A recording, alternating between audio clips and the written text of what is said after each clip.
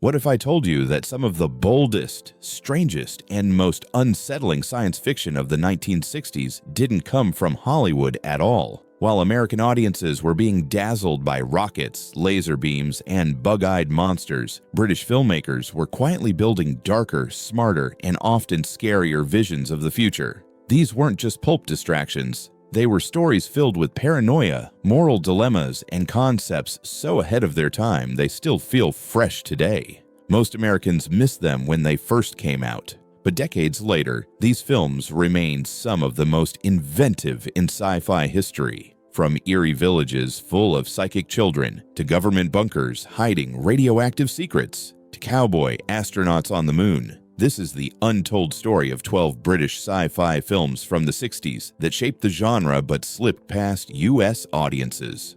Village of the Damned, 1960. It starts innocently enough. An ordinary English village, tidy hedges, quiet streets, until suddenly the entire town collapses into unconsciousness. Hours later, everyone wakes up with no memory of what happened. That's strange enough, but months later, every woman of childbearing age discovers she's pregnant. 9 months pass and the children are born. They're identical, blonde-haired, with piercing, glowing eyes. They speak in unison, they read minds, and they manipulate adults as if they're playing chess with human lives. At the center of it all is a scientist, played by George Sanders, who struggles with a chilling dilemma. Should humanity try to understand these children, or stop them before they decide the world no longer belongs to us? The film didn't rely on explosions or special effects, just those glowing eyes, achieved with the simplest of techniques, and the unnerving stares of children who never blink. That quiet menace has echoed through decades of cinema, from Stranger Things to The X-Files. For Americans who skipped it back in 1960, this movie remains a masterclass in how to terrify without showing much at all. But this was only the beginning of Britain's experiments with the future. The Time Machine, 1960. Time travel is everywhere in movies today, but in 1960, it was still a dream waiting to be visualized. That dream arrived with The Time Machine, an adaptation of H.G. Wells' classic novel. Rod Taylor plays an unnamed inventor, a Victorian scientist obsessed with pushing beyond the present. His brass and velvet time machine whirs to life, sending him on a journey centuries into the future. Audiences watched in awe as buildings rose and fell, flowers bloomed and withered, and entire civilizations crumbled in seconds. Those sequences, achieved with dazzling special effects, invented the cinematic language of time travel, copied endlessly by films that followed. But the future wasn't paradise. In the year 802,701, humanity has split in two. The carefree Eloi above ground, and the monstrous Morlocks below. The Eloi live in blissful ignorance, while the Morlocks toil in darkness, feeding on their surface-dwelling cousins. It wasn't just fantasy, it was biting social commentary, a warning about class division, and what happens when technology advances without compassion. The film even won an Academy Award for its effects, but its true legacy was cultural. Every time machine, every time-lapse sequence owes a debt to this movie. If Britain could imagine the farthest reaches of the future, it could just as easily predict the end of the world. The Day the Earth Caught Fire, 1961. Forget aliens or monsters. This film argued that humanity didn't need outside help to end itself. The Day the Earth Caught Fire tells a terrifyingly simple story. During the height of the Cold War, both the United States and the Soviet Union detonate nuclear bombs so powerful they shift Earth's orbit. Suddenly, the planet is drifting closer to the sun, and the countdown to extinction has begun. But instead of focusing on scientists in labs or generals in war rooms, the movie takes a different perspective. Newspaper reporters in London, they chase rumors, scramble for scoops, and try to make sense of a disaster that feels too large to comprehend. Their flaws make them human, and their cynicism grounds the story in a way that feels unsettlingly real. The visuals captured the apocalypse not with explosions, but with oppressive heat. Yellow-tinted skies, sweating crowds, landmarks scorched until they looked alien. The production even sprayed chemicals on buildings to simulate a world burning alive. And the ending, unforgettable. As the planet teeters on the edge of survival, two front pages are prepared, one declaring world saved, the other world doomed. But the film never reveals which is printed. That ambiguity sparked debates that lasted long after the credits rolled. Swap nuclear tests for climate change, and the story feels as urgent now as it did in 1961. But if fire wasn't enough, British filmmakers soon imagined a world where humanity was hunted by plants. The Day of the Triffids, 1962.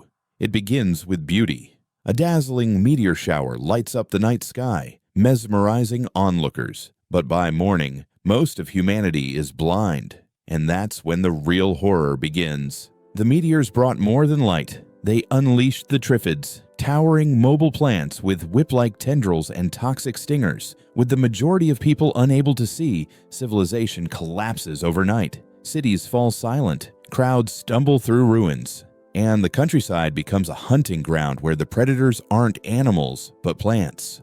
What could have been laughable pulp becomes chilling through atmosphere.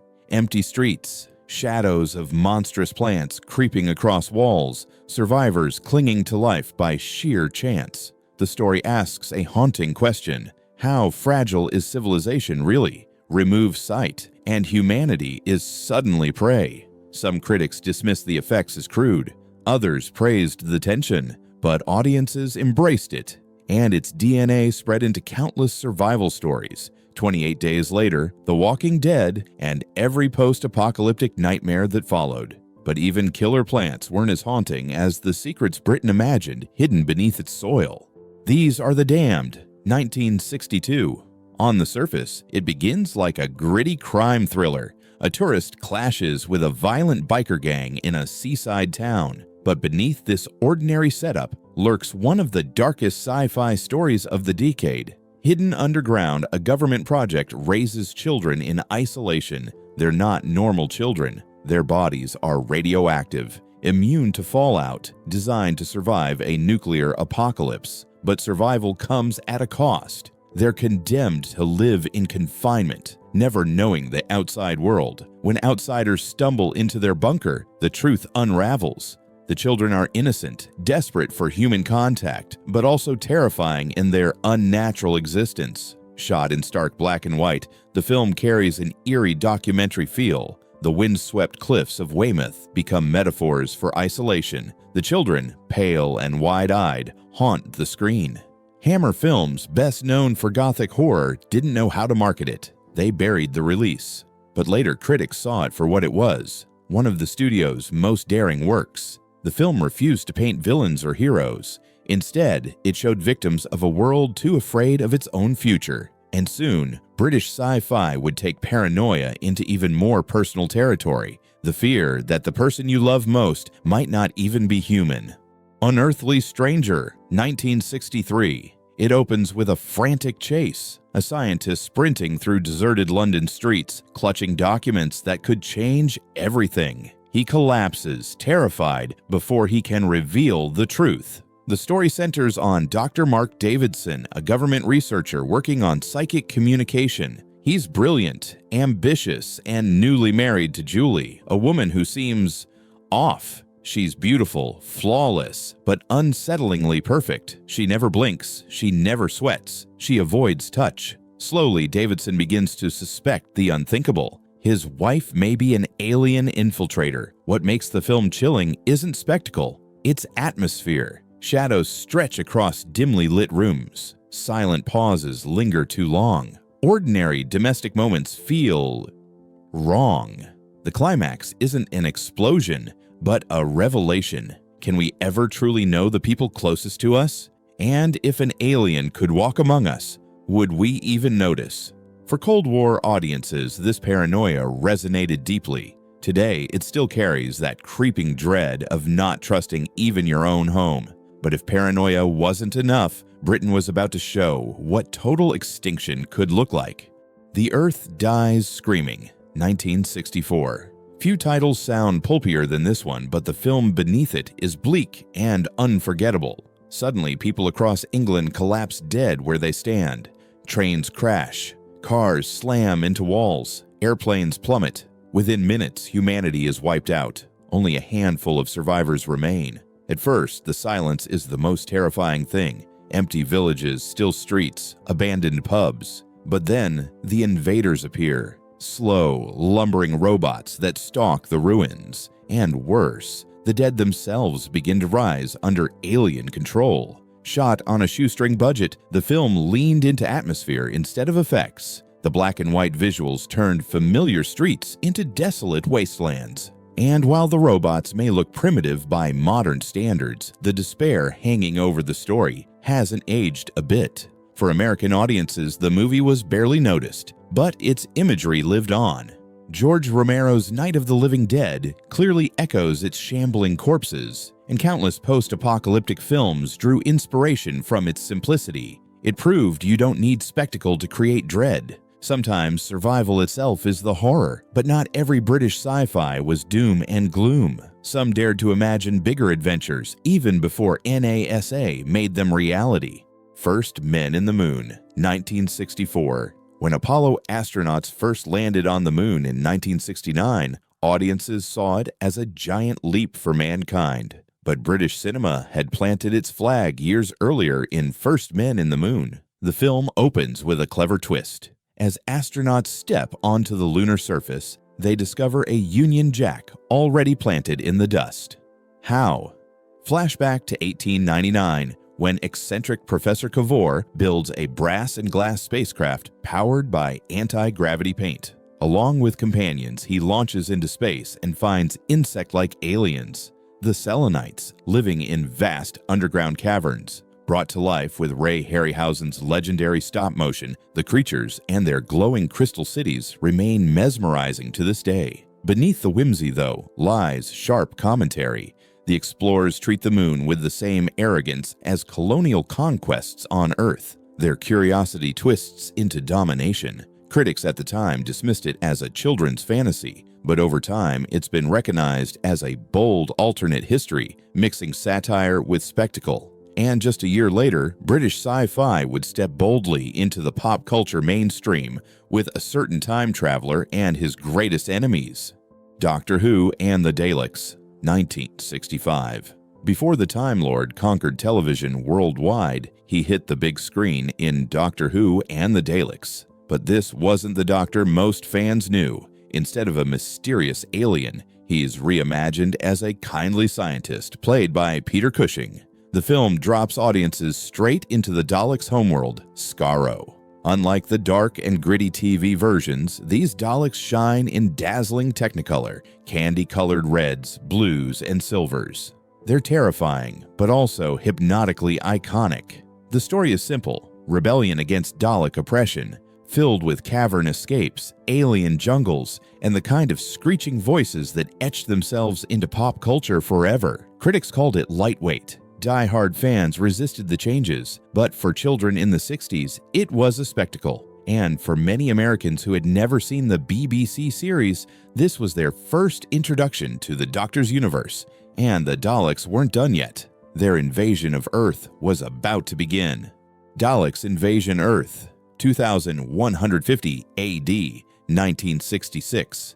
This sequel took everything bigger and darker. Once again, starring Peter Cushing as Doctor Who, it shifted the setting from alien worlds to Earth itself. Centuries in the future, London is rubble, humanity is enslaved. The Daleks roam shattered streets, mining the planet's core for their sinister plans. For British audiences still living in the shadow of wartime bombings, the imagery hit especially hard. The rebellion against the Daleks feels more desperate than ever. And while the film kept its pulpy adventure tone, it carried surprising weight compared to its colorful predecessor. Though dismissed by critics as family entertainment, the movie cemented the Daleks as cultural icons. They weren't just Saturday night villains anymore, they were blockbuster material. But Britain wasn't finished terrifying audiences. Soon, an excavation beneath London would uncover something far more disturbing than Daleks.